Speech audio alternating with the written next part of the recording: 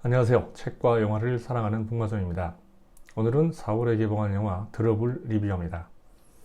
이 영화 역시 블룸하우스가 제작이라서 봤는데 말이죠. 지난번에 리뷰한 더 우먼 인 더 야드와 함께 블룸하우스의 역량을 의심하는 계기가 됐습니다.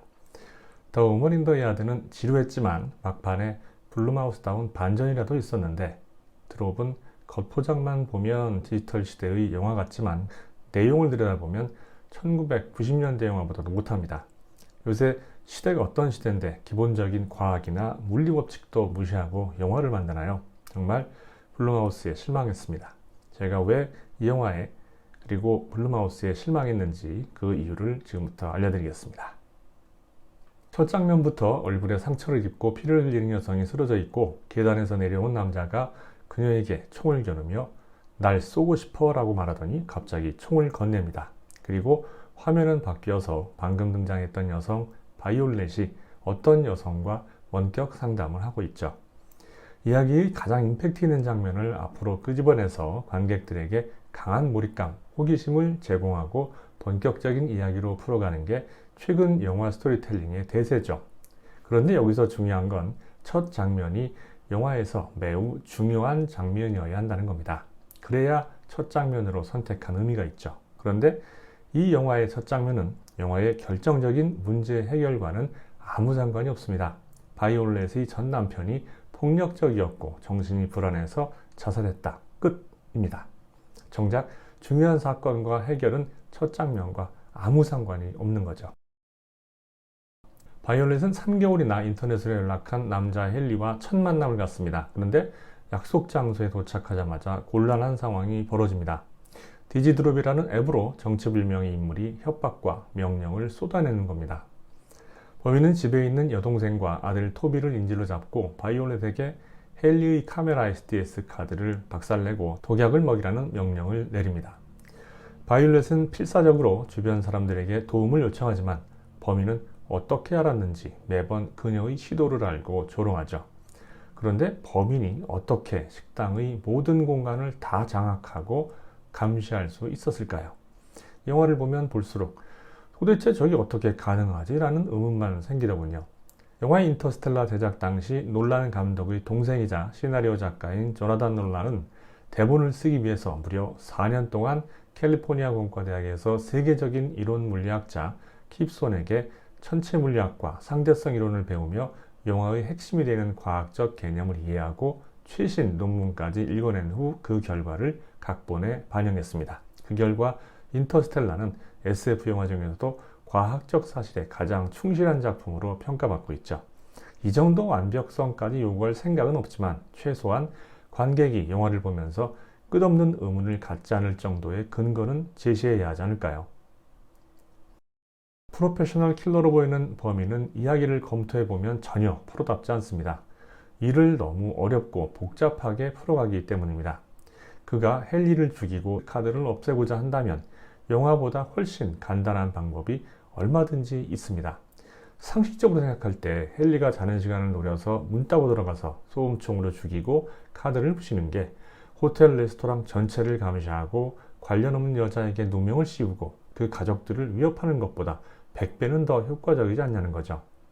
범인의 지시를 받고 바이올렛의 집에 침입한 킬러도 마찬가지입니다. 그는 총을 들고도 비무장 상태의 바이올렛 여동생과 8살 남자아이를 제압하지 못하고 되려 당하죠. 이래서야 두 사람 모두 킬러로 밥 먹고 살겠습니까? 바이올렛과 범인이 격투를 벌이는 장면에서 권총에 맞은 레스토랑의 유리에 구멍이 나고 갈라집니다. 관객 누구나 그 유리는 깨질 거라고 예상할 수 있죠.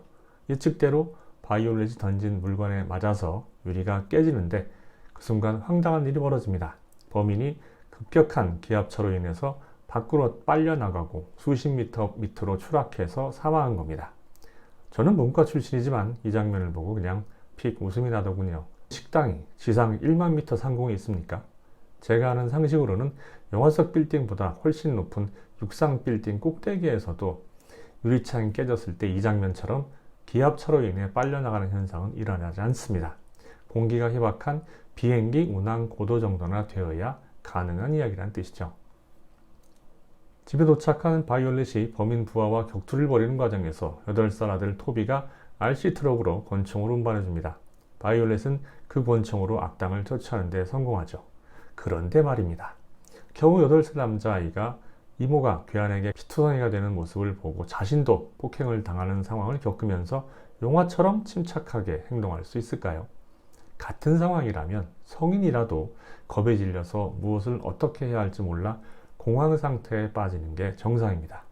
제가 CIA 국장이라면 당장 싹수가 남다른 토비를 CIA 특별요원으로 채용해서 제2의 이단 헌트로 키우겠습니다. 범인의 설명에 의하면 헨리의 카드를 부수고 헨리만 죽이면 클라이언트의 의뢰는 100% 해결되는 상황입니다. 그런데 범인이 추락해서 죽고 헨리가 이불안 가운데 흘러나오는 TV의 뉴스는 전혀 다른 이야기를 합니다.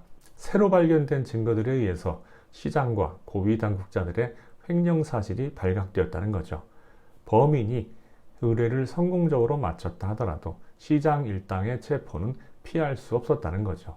범인이 공을 들인 수많은 작업과 노력의 결과가 한마디로 헛수고였다는 겁니다. 시나리오의 초반 설정과 후반 결말의 연결고리가 전혀 이어지지 않은 채 따로 놀고 있다는 의미입니다.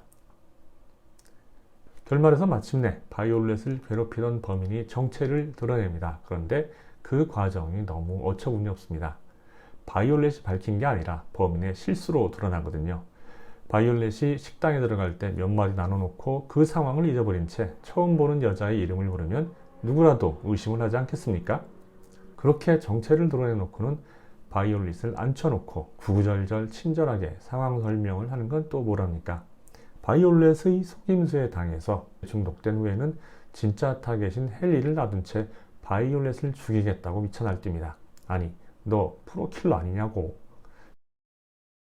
아마도 이 영화가 판타지였다면 구성에 구멍과 허점이 보였어도 그냥 그러려니 넘어갔을 거예요. 하지만 미스터리 스릴러 장르는 그렇게 할 수가 없습니다.